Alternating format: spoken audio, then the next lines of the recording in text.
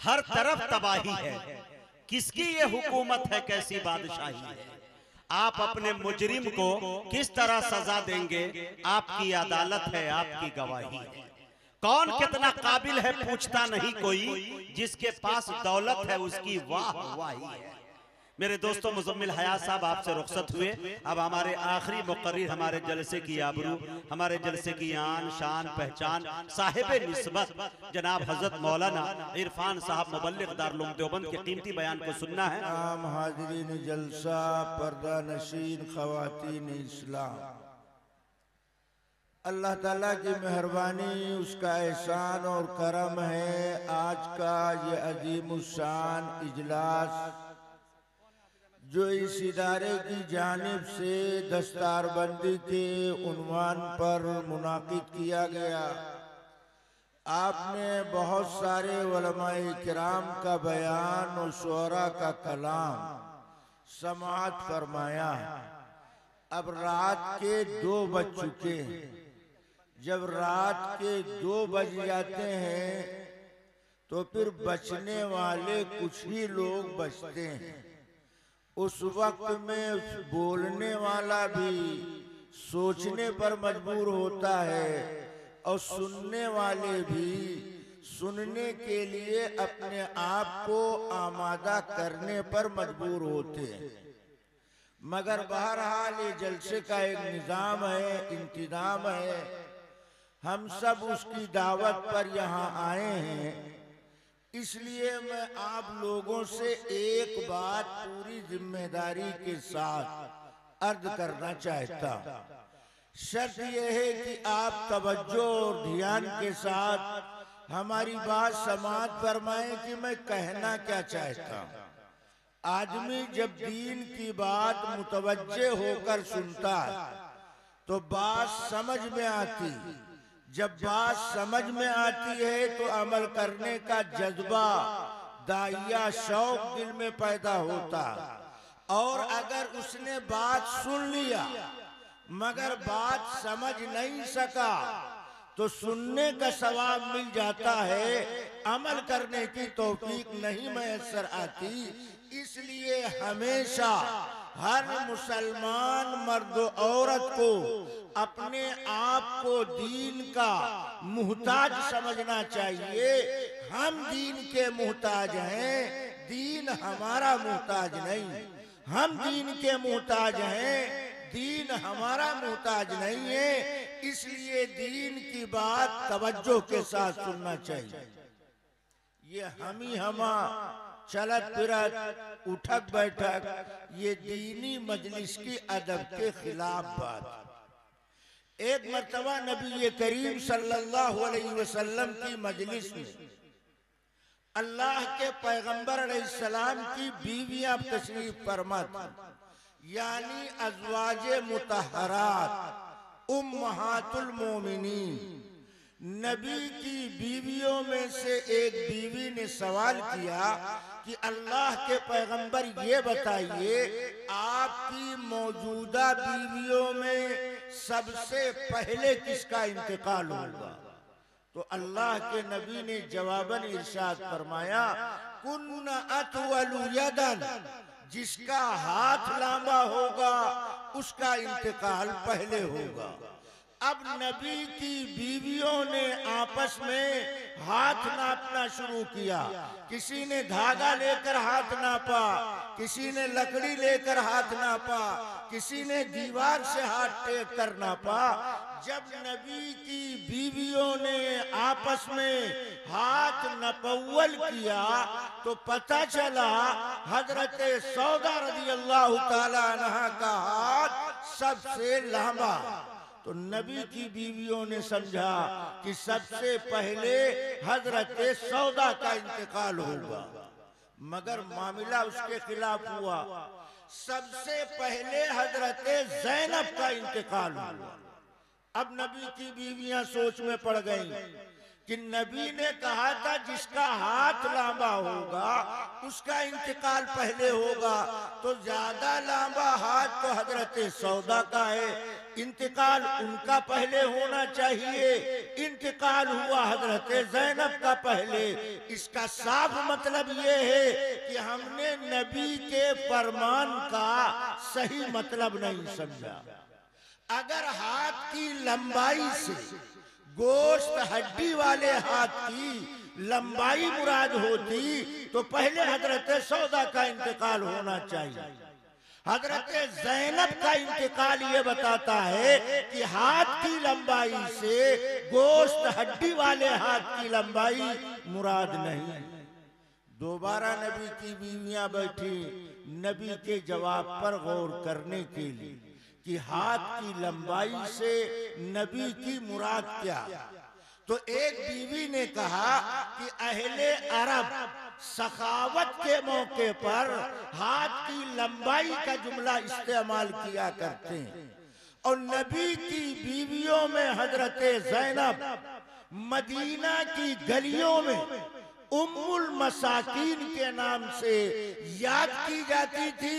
हजरत ज़ैनब कसरत से सदका खैरात करने वाली थी। अल्लाह के रास्ते में खर्च करने के लिए हजरत ज़ैनब का हाथ हर वक्त खुला रहता था। अल्लाह के नबी की बात को समझने के लिए नबी की बीवियों को इस कदर तवज्जो करनी पड़ी, तब जाकर के नबी की बात समझ में आई। हम आप खड़े खड़े पड़े पड़े बीड़ी पीते पीते सिगरेट फूंकते फूंकते समझते हैं कुरान हदीस की बात समझ में आ जाए। नहीं, दीन की बात जिस कदर तवज्जो के साथ सुनोगे अल्लाह समझना आसान कर देगा, और जिस कदर बेतवज्जोही बेअदबी गुस्ताखी का मुजाहरा करोगे अल्लाह महरूम कर देगा। अल्लाह किसी का मोहताज नहीं। इसलिए दीनी मजालिस का पूरा पूरा अदब व एहतराम होना चाहिए। अब आप थोड़ी देर के लिए मुतवज्जे हों, जो एक बात मैं अर्ज करना चाहता हूँ मैं आपकी खिदमत में पेश करता हूँ। हकीकत ये है मैं अभी आपके सामने बैठा हूँ, मैंने बहुत लंबा सफर किया, मेरा मिजाज नहीं इस तरह की बात करने का। आपकी बस्ती के रहने वाले हजरत कारी बदर आलम साहब जो बम्बई में चीता कैम में बड़ा मदरसा है उसके तजवीद के उस्ताद, उन्होंने हमसे राब्ता किया कि हमारे यहाँ ऐसा ऐसा मदरसे का प्रोग्राम है, उसमें आपको आना। मैं कल रात उत्तराखंड में जिला हरिद्वार के प्रोग्राम में था। 11 बजे में प्रोग्राम से फारिग हुआ, फौरन मैंने सफर किया और आपके यहाँ 10 बजे रात में हाजिर हो गया। बहरहाल ये अल्लाह की मेहरबानी, आप हजरात की मोहब्बत कि इस वक्त में हम आपसे एक बात कहना चाहते हैं, आप मुतवज्जे होकर सुने। अल्लाह तबारक व तआला ने इस पूरी कायनात में इंसानों को सबसे मोहतरम बनाया। इरशाद फरमाया वलकद कर्रमना बनी आदम, कि हमने बनी आदम को सबसे मोहतरम बनाया। आदम मोहतरम, बनी आदम मोहतरम। आदम के मोहतरम होने की सबसे बड़ी दलील ये है कि अल्लाह ने फरिश्तों को हुक्म दिया आदम का सजदा करो। आदम से अल्लाह ने नहीं कहा फरिश्तों का सजदा करो। फरिश्तों से आदम का सजदा क्यों कराया?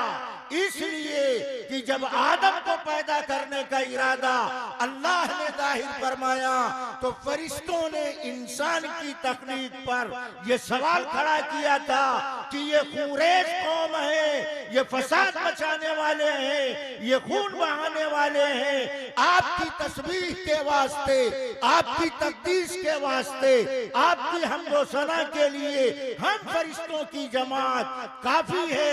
मगर अल्लाह ने उस वक्त कहा था इन्नी आलमु मा ला तालमून, इंसानों के कमालात जो हमें मालूम है ऐ फरिश्ते तुम नहीं जानते।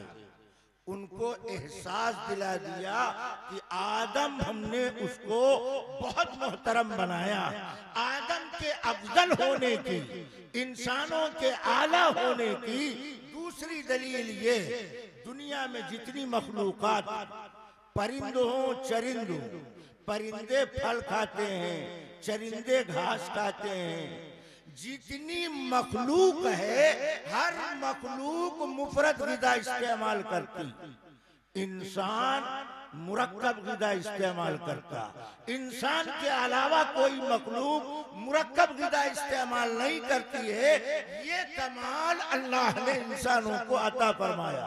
और तीसरा लाजवाब कमाल ये है, इंसान के अलावा दुनिया की कोई मखलूक न बोलने की ताकत रखती है न लिखने की ताकत रखती। ये कमाल अल्लाह ने सिर्फ इंसानों को अता फरमाया। इंसान इशारे से भी बात करता है, इशारे से अपनी बात समझा देता है, इसलिए इंसान को अशरफ मखलूक गर्दाना गया। इंसान सबसे मोहतरम। इतनी बात समझ में आई? अरे बात समझ में आ रही? कौन कौन समझ रहा है? जरा हाथ उठाओ। ये पीछे जो बैठे हैं सब समझे हुए हैं? अच्छा, वो भी हाथ उठा रहे। मैं समझा ये समझे हुए हैं इसलिए कि उन्होंने हाथ नहीं उठाया। अब आप समझ रहे हैं तो जरा थोड़ी देर के लिए और बैठो, मैं असल बात समझाना चाहता हूँ। अल्लाह ताला ने इन इंसानों की रहबरी के लिए किताब नादिल किया, नबी भेजा। इतनी बात आप जानते हैं। आगे जो मैं कह रहा हूं वो जरा जानो। अल्लाह की किताब के बाद अल्लाह के नबी की क्या जरूरत है? या अल्लाह के नबी के आ जाने के बाद अल्लाह की किताब की क्या जरूरत है? क्या किताब नऊज़ बिल्लाह नबी की जात की कोई कमी दूर कर देगी? या नबी किताब की कोई खामी अपनी जात से दूर कर देगा? अल्लाह की किताब के साथ साथ अल्लाह के नबी की जरूरत क्यों? सवाल समझ में आया तो जवाब समझो। हम पूरी तकरीर सवाल जवाब में करेंगे। हम वो टेबरी काट नहीं कि खोल दो बस चालू हो गया और मिसरे पर मिसरा दोहराते रहेंगे, हमारे बस की बात नहीं। ध्यान दोगे तो हमारी बात समझ में आएगी, वरना खोपड़े से सब क्रॉस कर जाएगी। रास्ते में टेक अटेक का मामला नहीं। ध्यान से सुनोगे तो बात समझ में आएगी। अल्लाह की किताब के साथ अल्लाह के नबी की जरूरत क्यों? या सिर्फ नबी आ जाता या सिर्फ किताब आ जाती? किताब और नबी दोनों हिदायत के लिए जरूरी क्यों? तो इस सवाल का पहला जवाब ये है कि अल्लाह हमेशा, ध्यान से सुनो, अकीदे की बात हम कर रहे हैं, अल्लाह हमेशा अपनी किताब नबी के पास भेजा करता है। अल्लाह की किताब नबी के पास आती। अब अगर नबी नहीं आएगा तो अल्लाह के बंदों को अल्लाह की किताब नहीं मिल सकती। इसलिए अल्लाह ने किताब नाजिल किया, नबी को भी अल्लाह ने मबूस किया। दूसरा जवाब, किताब नबी का तारुफ कराती और नबी अल्लाह की किताब का तारुफ कराता है। और तीसरा जवाब, अल्लाह की किताब का समझना हर एक के बस की बात नहीं। चाहे जितना अरबी जानता हो, चाहे जितना जुबान का माहिर हो, मगर अल्लाह की किताब को वो समझ जाए, अरबी दानी की वजह से नहीं हो सकता, नहीं हो सकता। किताब को समझने समझाने के लिए अल्लाह के नबी का वास्ता जरूरी। आप कहेंगे कुरान में लिखा हुआ है वलक़द यस्सरनल कुरान, कि अल्लाह ने कुरान को आसान बनाया। तो आसान चीज तो हर आदमी सीख सकता, समझ सकता है। जब कुरान आसान है तो कुरान को समझने के लिए नबी के वास्ते की जरूरत क्यों? अगर कोई जाहिल, कुरान की इस आयत का ये मतलब समझता है, तो मैं समझता हूँ उसने इस आयत का भी मतलब नहीं समझा, वो कुरान का समझेगा। कुरान की इस आयत का ये मतलब नहीं है। फिर आयत का मतलब क्या है? फरमाया वलक़द यस्सरनल कुरान लिज़िक्र, कि हमने कुरान को आसान बनाया जिक्र के लिए। अब जिक्र के माना क्या है? तो मुफस्सिरीन ने जिक्र के दो माना लिखे हैं। जिक्र का एक माना है याद करना। अब आयत का मतलब क्या निकलेगा? कुरान आसान है याद करने के लिए। बच्चा याद करना चाहे, बूढ़ा याद करना चाहे, जवान याद करना चाहे, मर्द याद करना चाहे, औरत याद करना चाहे, बीना याद करना चाहे, अगर नाबीना भी याद करना चाहता है तो कुरान आसान है याद करने के लिए। यह है कुरान की आयत का मतलब। और जिक्र का एक दूसरा माना, जिक्र का दूसरा माना है नसीहत हासिल करना, इबरत हासिल करना। अब आयत का मतलब क्या निकलेगा? कुरान आसान है नसीहत हासिल करने के लिए। अब हम कुरान को देखते हैं तो कुरान में 6666 आयतें हैं। उन 6000 से ज्यादा आयतों में अल्लाह ने कुछ सूरतों में नबियों के हालात, कौमों के वाकयात बयान किए, मगर कुरान की 500 आयतों में अहकाम व मसाइल का तस्करा किया गया।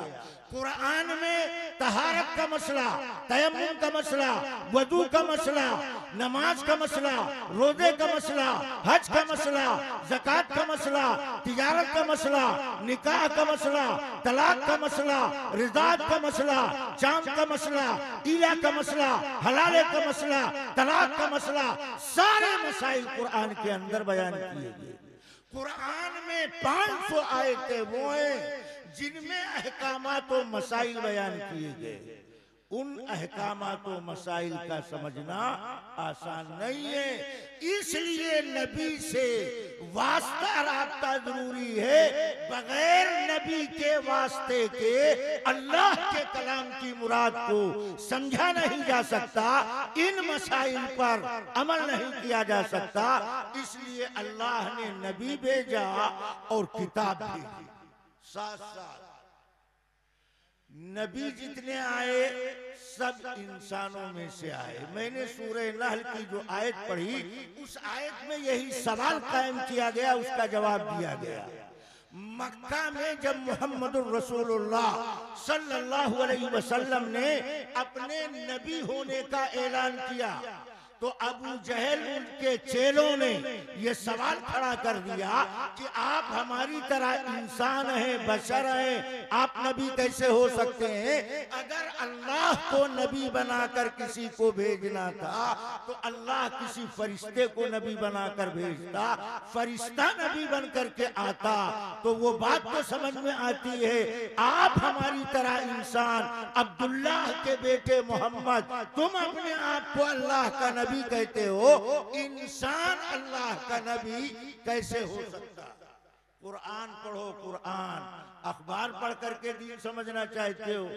इस जमीन पर इंसान के नबी होने पर सबसे पहले अगर किसी ने शक व शुबह जाहिर किया तो कुरान का बयान ये है। अबू जहल उसके चेलों ने सवाल खड़ा किया, इंसान नबी कैसे हो सकता?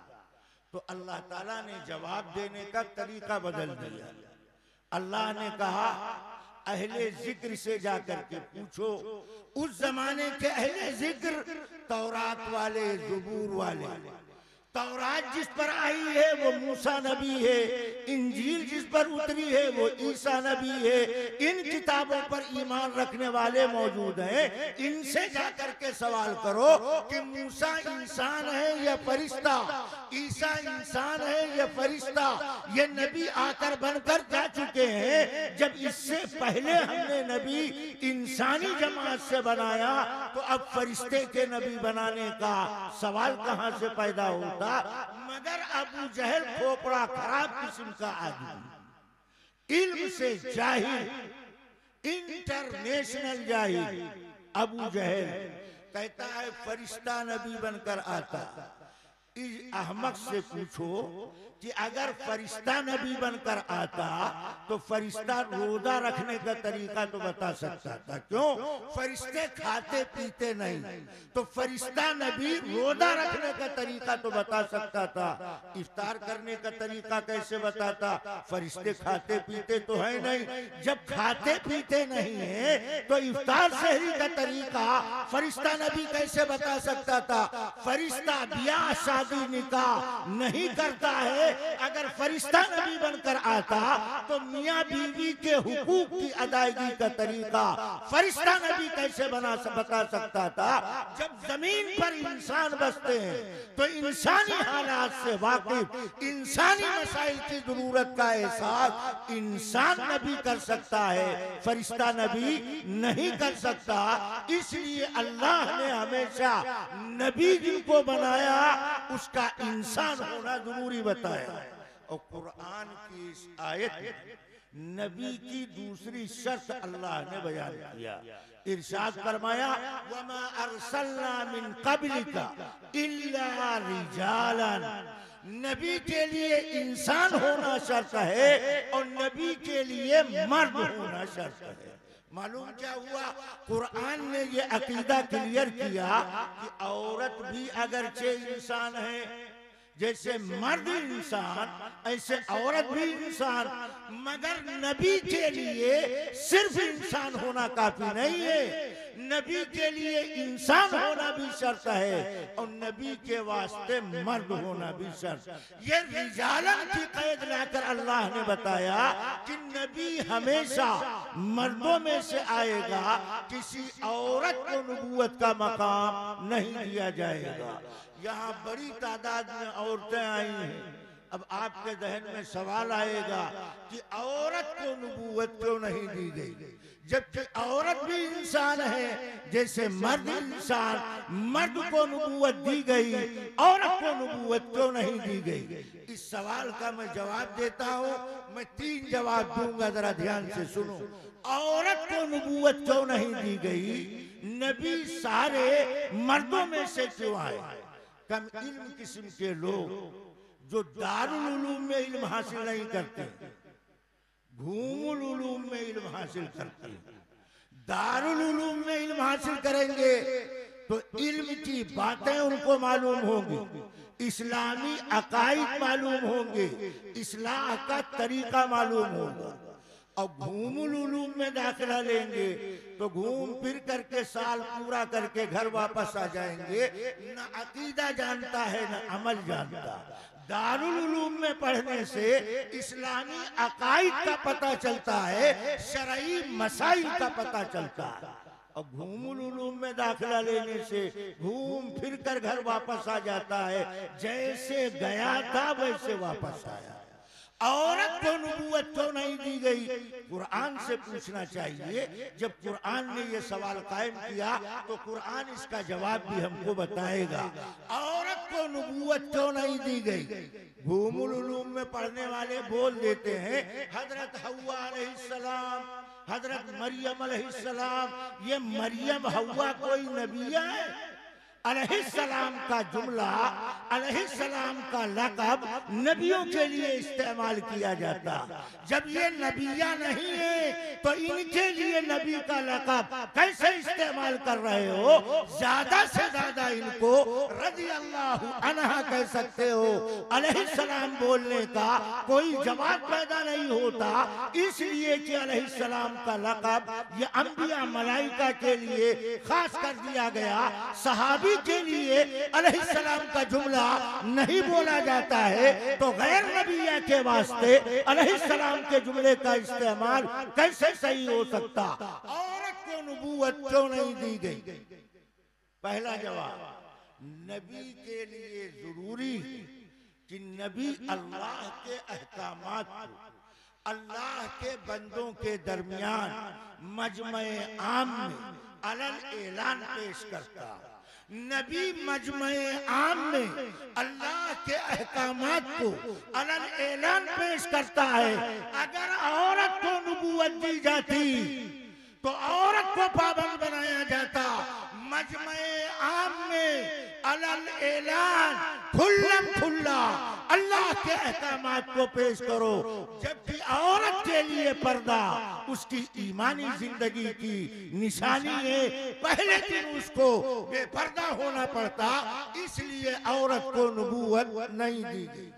दूसरी वजह, अल्लाह नबी की जात में कुछ ऐसा कमाल पैदा करते हैं कि दुनिया के सारे इंसान मिलकर के, कयामत तक आने वाले सारे इंसान मिलकर के नबी के एक कमाल का मुकाबला नहीं कर सकते। ध्यान से सुनो मैं क्या कह रहा हूं। सारी दुनिया के इंसान मिलकर नबी के एक कमाल का मुकाबला नहीं कर सकते हैं। नबी की जात में अल्लाह ऐसा लाजवाब कमाल पैदा करता। क्यों? नबी की जिंदगी को उम्मत के लिए नमूना बनाया जाता। अगर नबी की जात में लाजवाब कमाल नहीं होगा तो लोग नबी के नमूने अमल को इख्तियार नहीं करेंगे। इसलिए अल्लाह नबी की जात में बेमिसाल कमाल पैदा करता। मिसाल के तौर पर दुनिया का बड़ा से बड़ा वली कुतुब अब्दाल शब्बेदार तहज्जुद गुजार वजू करके सो जाए तो सो जाने की वजह से उसका वजू टूट जाएगा। वली साहब बुजुर्ग साहब वजू करके सो गए, सोकर जब उठेंगे तो इबादत के लिए उनको नया वजू करना जरूरी होगा। क्यों? शरीयत ने नींद को नाक़िदे वजू में शुमार किया। फुक़हा कहते हैं इंसान जब सोता है तो इंसान के जिस्म के आधा ढीले पड़ जाते हैं। जब इंसान के जिस्म के आधा ढीले पड़ जाते हैं तो वजू के बाकी रहने का एहतमाल खत्म हो जाता है। इसलिए फुक़हा ने नींद को नाक़िदे वजू माना। सो जाने की वजह से सोने वाले का वजू टूट जाएगा। मगर अल्लाह नबियों की जमात इससे मुस्तस्ना कर दिया। नबी अगर वजू करके सो जाए तो सोने की वजह से नबी का वजू नहीं टूटता। नबी के लिए नींद नाक़िदे वजू नहीं। क्यों नहीं है? सहाबी के लिए नाक़िदे वजू, वली के वास्ते नींद नाक़िदे वजू। वो सोते हैं तो जिस्म के आधा ढीले पड़ जाते हैं, मगर नबी के वास्ते नींद नाक़िदे वजू नहीं। क्यों? अल्लाह के पैगंबर खुद फरमाते हैं कि नबी जब सोता है, नबी की आंखें सोती हैं, नबी का दिल जागता रहता। इसलिए नींद की वजह से नबी का वजू नहीं टूटा करता। इससे ये बात मालूम हुई कि अल्लाह नबी की जात में लाजवाब कमाल पैदा करता है। जैसे अल्लाह ने उनके लिए कमाल पैदा किया कि नबी सोता है, नबी की आंखें सोती है, नबी का दिल जागता रहता। इसी तरह नबी की जात में अल्लाह कमाल पैदा करता। नबी की पाकी, ध्यान से सुनो, नबी की पाकी और नबी की नापाकी दोनों इख्तियारी होती। ये जुमला आप न समझ सके होंगे, मैं जरा आसान करके बोलता हूं। नबी अपने इख्तियार से पाक रहता और नबी अपने इख्तियार से नापाक होता। जब चाहता है बीवी बच्चों से मुलाकात करता और जब चाहता है पाकी हासिल कर लेता। नबी की पाकी भी इख्तियारी और नबी की नापाकी भी इख्तियारी। इसीलिए अहले सुन्नत व जमात का इजमाई अकीदा है कि किसी नबी को कभी बदख्वाबी नहीं हुई। नौजवान जब रात में सोते हैं तो 12 बजे के बाद उल्टा सीधा ख्वाब देखा, वो कहते मौलाना हमें बदख्वाबी हो गई, एहतलाम हो गया, मैं नजीस व नापाक हो गया। ये एहतराम बदखाबी, ये गैर इख्तियारी नापाकी कहलाती।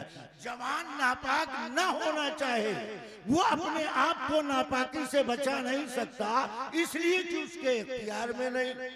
मगर नबी को अल्लाह ये खुसूसियत अता करते हैं कि किसी नबी को पूरी जिंदगी में कभी बदखाबी नहीं, कभी एहतराम नहीं हुआ। क्या कहा? लम यहतलिम नबियुन कत्तु, किसी पैगंबर को कभी बदखाबी नहीं हुई। इस हदीस ने यह मसला क्लियर किया कि नबी की पाकी भी इख्तियारी है, नबी की नापाकी भी इख्तियारी है। अब अगर औरत को नबूवत दे दी जाती, औरत को नबिया बना दिया जाता, तो औरत महीने में कुछ दिन गैर इख्तियारी तौर पर नापाक होती। अब ये नबिया बन जाती, इनके नापाकी के दिन शुरू हो जाते। उधर फरिश्ता पैगाम लेकर अंदर आना चाहता, नबिया उसे बाहर भेजने का हुक्म करती, तो जो मकसूद नबूवत है वो फौत हो जाता। इसलिए अल्लाह ने नबी हमेशा इंसान को, इंसानों में से मर्द को नबूवत का मकाम अता किया। किसी तरह रोजा औरत पर फर्ज। ये इस्लाम के अहकामात मर्दों और औरतों दोनों के लिए मुश्तरक कहलाता है। इस्लाम के कुछ मसाइल वो हैं जो सिर्फ मर्दों के साथ खास है, उसमें औरत शामिल नहीं। मसलन नबी बनना, कोई औरत को नबूवत का मकाम नहीं दिया गया। मालूम हुआ ये नबूवत का मसला सिर्फ मर्दों से मुताल्लिक है, औरत से मुताल्लिक नहीं। खलीफा बनना मर्दों से मुताल्लिक, औरत से मुताल्लिक नहीं। मस्जिद का इमाम बनना, ईदगाह का इमाम बनना, मस्जिद का मुअज्जिन होना, आज तक दुनिया में किसी मस्जिद में किसी औरत को मुअज्जिन नहीं बनाया गया। किसी जामे मस्जिद में किसी औरत को खतीब नहीं बनाया गया, इसलिए कि यह मसला सिर्फ मर्दों से मुताल्लिक है, इसमें औरत शामिल नहीं। और शरीयत के कुछ मसाइल वो हैं जिसका ताल्लुक सिर्फ औरत से है, उसमें मर्द शामिल नहीं। मसलन महर लेना, ये औरत का हक है, मर्द का हक नहीं। मर्द का हक है महर देना, औरत का हक है महर लेना। मर्द का हक है नान नफका पूरा करना, औरत का हक है नान नफका हासिल करना। मुतल्लका हो जाने के बाद इद्दत तलाक गुजारना औरत से मुताल्लिक मसला है, मर्द से इस मसले का कोई ताल्लुक नहीं। शौहर का इंतकाल हो गया, इद्दत वफात गुजारना औरत की जिम्मेदारी है, इस मसले का मर्द से कोई ताल्लुक नहीं। मालूम हुआ इस्लाम में मसाइल मर्द और औरत के लिए मुश्तरका भी, औरत के लिए अलग भी, मर्द के लिए अलग भी। इसकी एक मजबूत दलील मैं आपको देता हूँ। अल्लाह के पैगंबर अलैहिस्सलातु वस्सलाम मस्जिद नबवी में तशरीफ फरमा, इतने में एक आदमी आया, नबी से कहने लगा, अल्लाह के रसूल, कबीले अम्र बिन औफ में झगड़ा हो गया, उन लड़ने वाले कबीले के दरमियान आप सुलह कराने के लिए तशरीफ ले चले। यहाँ रुक कर एक बात बतौर हाशिया में अर्ज करता हूँ। आज हमने नबी का तरीका सिर्फ नमाज पढ़ना और नमाज से पहले बाद में सुन्नत पढ़ना समझ लिया। बेशक वो सुन्नत, मगर दो मुसलमान अगर नादानी की वजह से आपस में लड़ रहे हैं तो नमाजी दीनदार मुसलमान की शरई जिम्मेदारी है इन लड़ने वाले मुसलमानों के दरमियान मुफाहमत कराओ, सुलह कराओ, इनको आपस में मेल मिलाप कराओ। ये तरीका भी अल्लाह के पैगंबर का तरीका। अल्लाह के नबी उठे, उन लड़ने वाले कबीले के दरमियान तशरीफ ले गए, आप अपने साथ कुछ सहाबा को भी लेकर गए। वहां बात चली तो बात लंबी हो गई, नमाज का वक्त आ गया।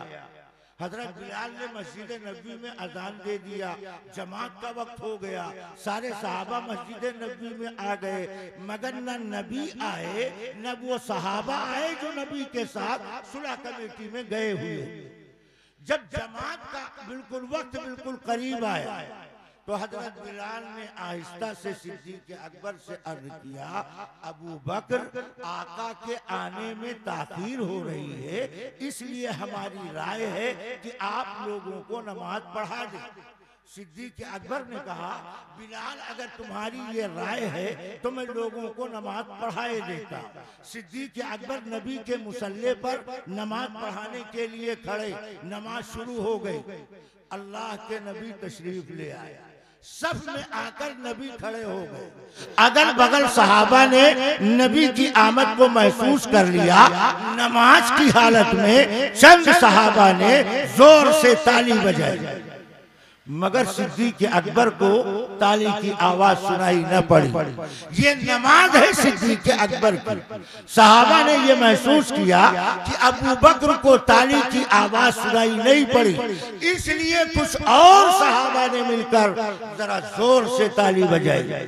जब जोर से ताली बजी, सिद्दीक अकबर मुतनब्बे हुए, कनखियों से जायजा लिया तो अल्लाह के नबी को सब में खड़ा पाया। सिद्दीक अकबर पीछे हटने लगे। नबी ने मुसल्ले पर जमने का इशारा किया, मगर सिद्दीक अकबर सब में आकर खड़े हुए। अल्लाह के नबी मुसल्ले पे तशरीफ ले गए। आपने नमाज मुकम्मल कराई। जब नमाज मुकम्मल हो गई, आपने फरमाया सब लोग बैठ जाए। सहाबा सब मस्जिद में जमा। आज अल्लाह के नबी ने 3 नई बातें इरशाद फरमाई। अल्लाह के नबी ने आज की मजलिस में 3 नई बातें इरशाद फरमाई। सबसे पहले सिद्दीक अकबर को मुखातब बनाया, कहा अबू बकर, मैंने आपको मुसल्ले पर रुकने का इशारा किया, आप पीछे क्यों हटे? तो सिद्दीक अकबर का जवाब था, अल्लाह के नबी अबू कुहाफा के बेटे की मजाल में कि नबी तशरीफ ले आए, नबी के मुसल्ले पर मैं खड़ा रहूं, इसलिए मैं पीछे आ गया। अल्लाह के नबी ने सिद्दीक अकबर के जवाब पर स्वाद फरमाया। उसके बाद आम नमाजियों की तरफ मुखातब हुए। नबी ने फरमाया, आप लोगों ने इमाम को मुतनब्बे करने के लिए हालत नमाज में ताली बजाई। आज से ये तरीका बंद किया जाता। अब इमाम को मुतनब्बे करने के लिए मुक्तदी ताली नहीं बजा सकता है। नमाज की हालत में ताली बजाने पर पाबंदी। हाँ, अगर इमाम को मुतनब्बे करना है, जरूरत पेश आ गई, नमाज में हालत ऐसी बन गई, दूसरी रकात पर कादा करना चाहिए, इमाम खड़ा होने लगा, तीसरी रकात पर खड़ा होना चाहिए, इमाम बैठने लगा। इन मौके पर मुक्तदी की जिम्मेदारी कि इमाम को मुतनब्बे करे। अब तक मुतनब्बे करने का तरीका था ताली की आवाज से इमाम मुतनब्बे हो जाता था, मगर आज अल्लाह के नबी ने हालत नमाज में इमाम को मुतनब्बे करने के लिए ताली बजाने से मना कर दिया। फरमाया, अब अगर ऐसी नौबत पेश आए तो मुक्तदी इमाम को मुतनब्बे करेगा, सुभान अल्लाह का जुमला बोलकर, अल्हम्दुलिल्लाह का जुमला बोलकर, अल्लाहु अकबर का जुमला बोलकर, मगर ताली बजाकर मुक्तदी इमाम को मुतनब्बे नहीं कर सकता। मसला पूरा हुआ। मगर नबी के जमाने में औरतें भी जमात से नमाज पढ़ने के लिए, नबी की मजलिस में दीन सीखने के लिए आती थी। अब अगर औरत मुक्तदिया इमाम मर्द को मुतनब्बे करना चाहे तो उसके मुतनब्बे करने का तरीका क्या? ये दीन इस्लाम दीन जामे कहलाता, दीन कामिल कहलाता, हर सवाल का जवाब देता। औरत मुक्तदिया इमाम को किस तरह मुतनब्बे करेगी? ताली बजा नहीं सकती, पाबंदी लग गई। क्या औरत मुक्तदिया भी इमाम को मुतनब्बे करने के लिए सुभान अल्लाह, अल्हम्दुलिल्लाह, अल्लाहु अकबर का जुमला बोल सकती? नहीं बोल सकती है। क्यों? इसलिए कि औरत की आवाज भी औरत, औरत की जात भी औरत है और औरत की आवाज भी औरत है। अजनबी मर्द इमाम के कान में अजनबिया औरत की आवाज जाने की, पहुंचाने की इजाजत नहीं। ये सुभान अल्लाह बोलकर इमाम को मुतनब्बे नहीं कर सकती है। वो मर्द नमाजी के लिए तरीका बताया, औरत नमाजिया के लिए तरीका अल्लाह के नबी ने बताया कि औरत नमाजिया अगर इमाम को हालत नमाज में मुतनब्बे करना चाहती है है तो उल्टे हाथ को उल्टे हाथ पर मारकर इस तरह इमाम को मुतनब्बे करेगी। अगर इस तरह हाथ मारेगी तो ताली की आवाज पैदा हो जाएगी। उल्टे हाथ को उल्टे हाथ पर मारकर इमाम को मुतनब्बे करेगी। जिस शरीयत में मर्द औरत की नमाज में इतनी तफसीलात के साथ फर्क बयान कर दिया गया हो, उसके बारे में यह कहना सोचना कि मर्द औरत में कोई फर्क नहीं। अरे तखलीक में भी फर्क है, अहकाम में भी फर्क है, तबई मिजाज में भी फर्क है। अल्लाह ने यह आयत नाज़िल फरमाकर जवाब दिया कि अहले जिक्र से मालूम करो इनसे पहले नबी इंसानों में से आए कि नहीं आए। सबका जवाब एक है, नबी हमेशा इंसानों में से आया, नबी हमेशा मर्द हुआ करता। आखिरी बात मैं कहता हूँ, हमारे जाने का वक्त भी शुरू हो रहा, वापसी का टाइम शुरू हो रहा। मैं आखिरी बात कहता हूँ, ध्यान से सुनो। अल्लाह तबारक व तआला ने इस आयत के आखिर में फरमाया फस्अलू अहल ज़िक्र इन कुंतुम ला तालमून। अगर तुम नहीं जानते हो तो जानने वाले अहले जिक्र अहले इल्म से पूछो। मालूम क्या हुआ? शरई मसला, दीन के मसाइल अगर मालूम नहीं है तो जो दीन के जानकार हैं, इल्मे नबूवत के माहिर हैं, वरासत पैगंबर के हकदार हैं, उनसे शरई मसला मालूम करना चाहिए। मगर आज माहौल बदल रहा, माहौल बदल रहा। क्यों? यूट्यूब पर देखो तो बड़ी बड़ी पगड़ी बांधे हुए, लाल हरा जुब्बा पहने हुए, लिबास का ऐसा जाहो जलाल, लगता है जिब्रील अमीन अभी आसमान से छोड़कर वापस गए हैं। ये आसमान से अभी ताजा ताजा उतर करके आया। और जब वो मसला बोलता है तो सब कुरान और सुन्नत के खिलाफ बोलता है, कुरान हदीस के खिलाफ मसला बोलता। मसला किन से पूछो?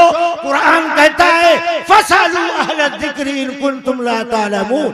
अगर तुम्हें दीनी मसला मालूम नहीं है तो दीन के माहिर, इल्म के माहिर, इल्म में गिराई रखने वाले, इल्म में गहराई रखने वाले, जिनका इल्मी हसब नसब पूरी दुनिया में तस्लीम किया जाता, जिनकी इल्मी इस्लाही तालीमी तामीरी काम को पूरी दुनिया के लोग सिक्के राजुल वक्त की तरह तस्लीम करते हो, ऐसे लोगों से दीनी मसाइल में रुजू करना चाहिए, उनके जवाब पर इत्तिफा करना चाहिए। मगर माहौल बदल रहा, यूट्यूब पर जिसे देखो पगड़ी बांध कर शरई मसला बयान कर रहा, और हमारा मिजाज भी बदल रहा। हमें नमाज के मसले की जरूरत है तो किससे पूछेंगे? नमाजी से। हज के मसले की जरूरत है, किससे पूछेंगे? हाजी से। सुभान अल्लाह, सुभान अल्लाह। हाजी हज का मसला बताएगा, नमाजी नमाज का मसला बताएगा। ये आलिम दीन जिसने 8 साल 10 साल दिन को दिन नहीं समझा, रात को रात नहीं समझा, जुमा की छुट्टी को छुट्टी नहीं समझा, माँ बाप के प्यार को प्यार नहीं जाना, सारे इंसानी जज्बात को धक्का देकर इल्मे नबूवत, नूरे नबूवत को हासिल करने के लिए लाजवाब किस्म की कुर्बानी पेश किया। इससे नमाज का मसला नहीं मालूम करते, नमाजी से नमाज का मसला, हाजी से हज का मसला। सुनो, अगर हाजी से हज का मसला पूछोगे, नमाजी से नमाज का मसला पूछोगे तो तुम्हारे हज का भी कबाड़ा हो जाएगा, तुम्हारी नमाज का भी कबाड़ा हो जाएगा। एक साहब हज करके आए, दूसरे साहब ने उनको देखा, कहा हाजी साहब अभी आप ताजा ताजा काबा देख कर आए, आपकी आंखें तो प्यार करने के काबिल। हाजी साहब ये बताइए कि मकामे इब्राहिम पर भी जाना हुआ?